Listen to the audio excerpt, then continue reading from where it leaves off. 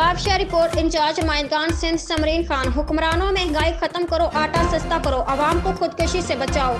तहरीक लबैक पाकिस्तान के डिविजनल सदर मुश्ताक अहमद की सरबराही में महंगाई खत्म करने और आटा सस्ता करने के हवाले से एहतजाजी रैली निकाली गई, जो शहर में मुख्तलिफ मकामात से होते हुए नेशनल प्रेस क्लब नवाबशाह पहुंची और नेशनल प्रेस क्लब नवाबशाह के सामने महंगाई के खिलाफ सख्त एहतजाज किया गया।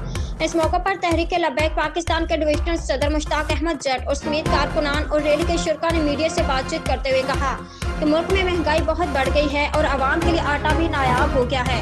गरीब शहरी और दिहाड़ीदार तबका 2 वक्त की रोटी के लिए परेशान है, जबकि हुक्मरान को जरा बराबर भी आवाम की परवाह नहीं है। हुक्मरान आपस में लड़ रहे हैं, नुकसान आवाम का हो रहा है, मईशत तबाह हो रही है और किसी भी हुक्मरान के पास गरीब को रिलीफ देने का पैकेज नहीं है। और मजीद कहा कि गरीब शहरी और दिहाड़ीदार तबका खुदकुशी करने पर मजबूर है। हमने ये रैली हुक्मरानों को गहरी नींद से जगाने के लिए निकाली है।